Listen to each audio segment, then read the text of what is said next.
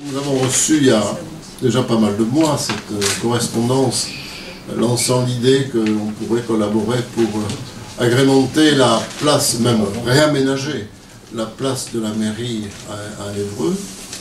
J'ai trouvé que l'idée de M. le maire, M. Lefranc, la dédicace de cette bibliothèque s'appelle Lefranc aussi, mais bon, on a trouvé l'idée très bonne.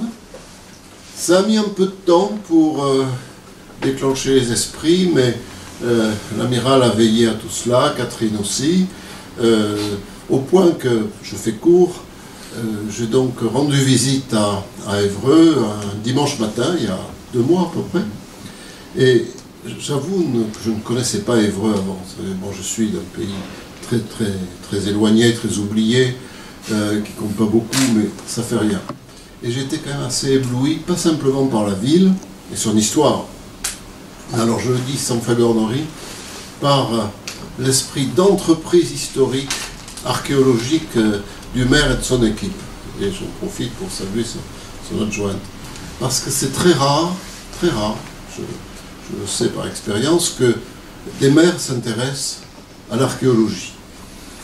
Bien sûr, la rénovation, Malraux avait lancé toute cette époque de rénovation, de revivification des centres-villes historiques.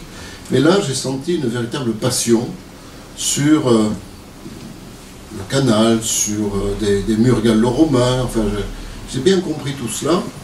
Et je me suis dit, tiens, celui-là, il n'est pas ordinaire. Voilà, je suis rentré le soir dans la voiture, j'étais avec mon épouse, qui était allée dans sa famille en Normandie pendant ce temps. Et je lui ai dit, vraiment, je suis tombé sur un maire que je ne connaissais pas, mais qui est pas comme tous les autres, parce que l'histoire de sa ville, il en est aussi fier que son activité économique. Et voilà. Donc tout est parti comme ça. Et quand j'ai su que c'était aujourd'hui que nous signions cette convention, je voyais la journée se dérouler ce matin en me levant, à 5h30 du matin, je me suis dit, ça sera une belle journée, parce qu'il allait y avoir un bel événement. Voilà. Donc la dédicace de M. le maire, cette signature, ça compte dans l'histoire même de la fondation, bien sûr ça compte pour Évreux, mais ça compte pour nous aussi, parce que ce peut être, ça doit être, un encouragement pour beaucoup de communes en France qui honorent le général de Gaulle. Ça peut valoir aussi pour des collèges, des lycées qui s'appellent ainsi, ou certains dans le 18e arrondissement ont même mis l'appel du 18 juin sur leur façade. C'est quand même étonnant. Ils l'ont fait. Donc toute ville qui s'intéresse un peu à sa propre histoire, et en particulier à l'histoire de la Deuxième Guerre mondiale, doit savoir que Évreux a été précurseur et a montré la voie pour rénover, moderniser et en même temps saluer l'histoire, ce que je trouve magnifique. Donc voilà les raisons pour lesquelles je suis très heureux aujourd'hui.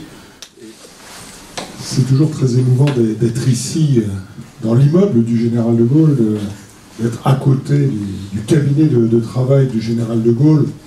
Mais moi, ce qui m'a surtout marqué, ce sont les visites du général de Gaulle. Le 8 octobre 1944, le 9 juillet 1960, alors qu'il était devenu président de la République, le général de Gaulle aimait Évreux. Le général de Gaulle a parlé d'Évreux comme une bonne ville de France, blessée au service de son pays. Et c'est quelque chose que nous lui devons.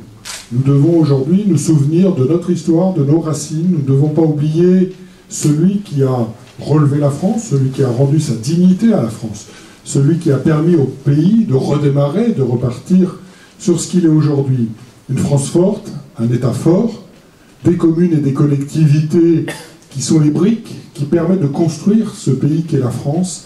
Et donc il était important que la ville d'Évreux rende enfin hommage avec une statue digne de ce nom à la place du général de Gaulle, qui est la place de la mairie, juste au cœur de la ville, qui va être rénovée en 2018-2019, et donc qui doit, en 2020, bénéficier d'une vraie statue du général de Gaulle, une statue pour laquelle nous allons donc lancer une souscription, pour laquelle il y aura donc un appel à concours pour réaliser cette sculpture, mais aussi une statue du général de Gaulle, le militaire, l'homme qui a sauvé la France, celui qui nous a relevés, parce que Je pense que c'est le minimum que nous devons à cet homme aujourd'hui.